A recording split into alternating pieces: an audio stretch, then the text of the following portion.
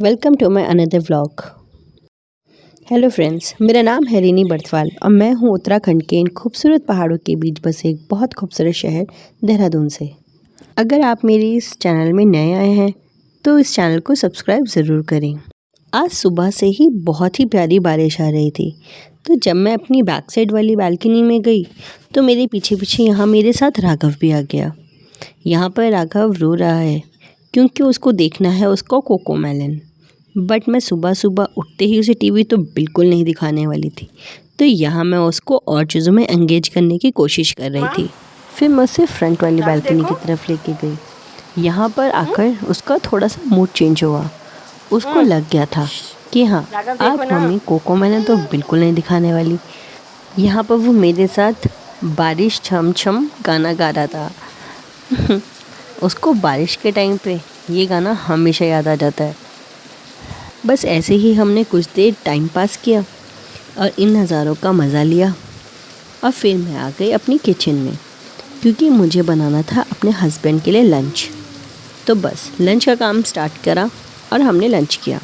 अब क्योंकि आज दिन था मंगलवार को हमारे स्टेशन के मंदिर में बहुत ही अच्छा सुंदरकांड होता है, तो शाम को मुझे राघव को लेके वहाँ जाना था। तो मैंने सोचा डिनर की तैयारी पहले ही कर दूँ ताकि मैं बेफिक्र होके सुंदरकांड में बैठ सकूं। यहाँ पे मैं आज बनाने वाली थी मलाई कोफ्ते। यहाँ पे मैंने आलू की क्वांटिटी थोड़ी ज़्यादा रखी क्योंकि ये आलू मुझे थोड़े बाद में भी चाहिए थे और 2 आलू मुझे चाहिए थे अपने मलाई कोफ्तों के लिए। जल्दी से फिर मैंने दूसरी तरफ काजू भिगाने के लिए रख दिए थोड़े गुनगुने पानी में। इनका यूज़ मैं अपनी ग्रेवी में करूँगी। फिर मैंने ली कुछ लहसुन की कलियाँ।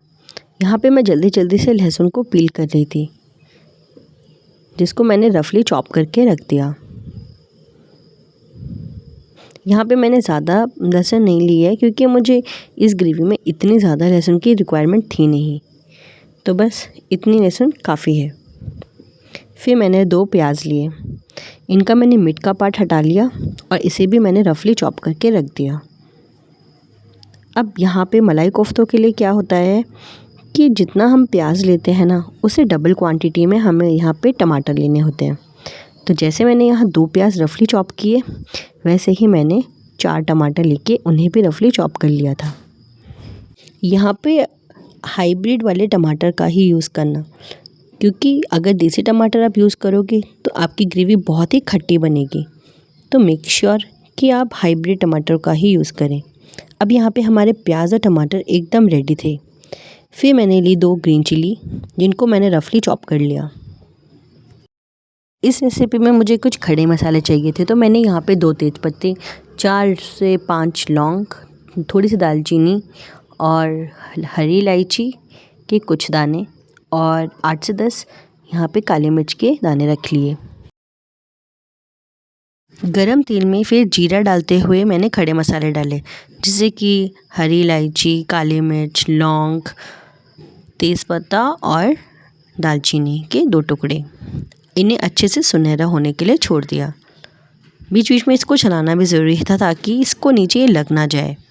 बस फिर रफली कटे हुए लहसुन, प्याज और टमाटर डाल के उन्हें भी अच्छे से सौटे कर लिया। भीगे हुए काजू को पानी से अलग करके मैंने अपनी कढ़ाई में डाल दिया और फिर थोड़ा सा पानी डालकर लीड लगा दिया, जिससे कि सारी चीज़ें अच्छे से सॉफ्ट हो जाए। हमें ना यहाँ पे बाद में इसकी प्यूरी बनानी है, इसीलिए इनका यहाँ पे सॉफ्ट होना बहुत ज़रूरी है। यहाँ पे मैंने कुछ नट्स लिए हैं, जैसे काजू और बादाम, और ड्राई फ्रूट में मैंने यहाँ पे किशमिश ली है। इन्हें हमें ना बहुत ही बारीक सा चॉप करना था। यहाँ पे मैं अपने नाइफ़ से ही मैं इसको करने की कोशिश कर रही थी।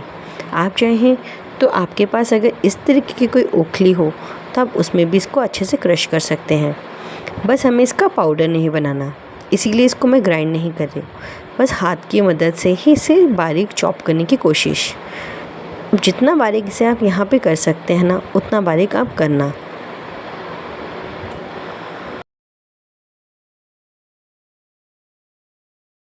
फिर मैंने अपने आलू ले लिए, जिनको मैंने पील कर लिया है।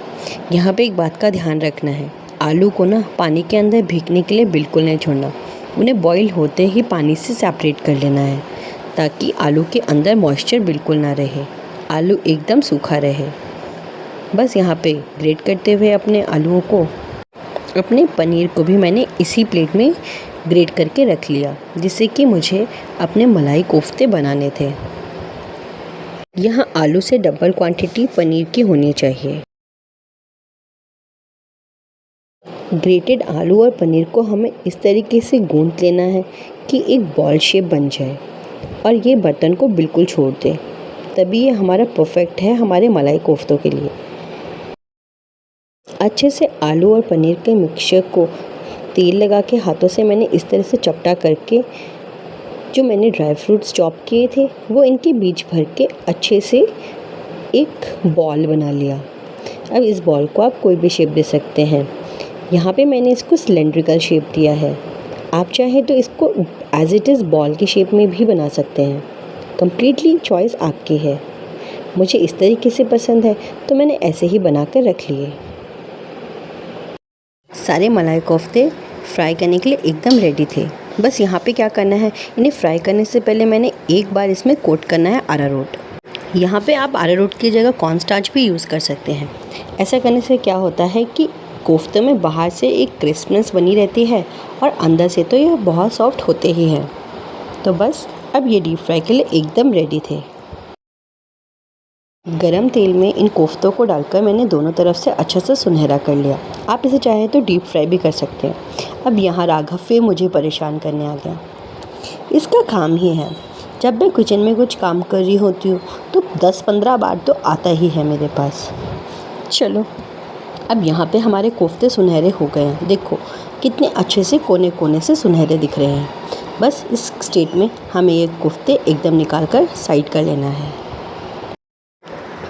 सारे कोफ्ते एकदम रेडी थे, अब इन्हें हम साइड रख लेंगे। दूसरी तरफ प्याज और टमाटर भी एकदम सॉफ्ट हो गए थे, तो मैंने जल्दी से इसके खड़े मसाले हटा लिए और इसको प्यूरी बना के रख लिया। यही प्यूरी हमारी ग्रेवी बनेगी।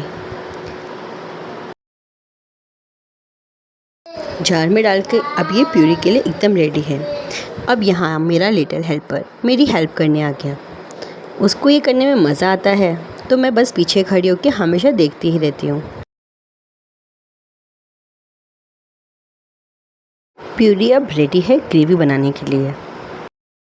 मैंने फिर उसी तेल में तेल कम करके जीरा डालकर अपनी प्यूरी डाल दी। यहाँ पे हमें इस प्यूरी को अच्छे से पकाना था, तो बस मैं यहाँ इसे चलाती रहूँगी। यहाँ पे मैं अपने वही बेसिक मसाले जैसे कि कश्मीरी लाल मिर्च, थोड़ा सा हल्दी और धनिया के साथ यहाँ पे नमक डालकर इसको अच्छे से पकने के लिए छोड़ देंगे लिड लगाकर। क्योंकि ये बहुत ज़्यादा स्प्लैश करता है बाहर, तो इसलिए लिड लगाना बहुत ज़रूरी है। मुझे थोड़ी कश्मीरी लाल मिर्च कम लग रही थी, मतलब इसमें रंग नहीं दिख रहा था अच्छा, तो मैंने और डाल दिया।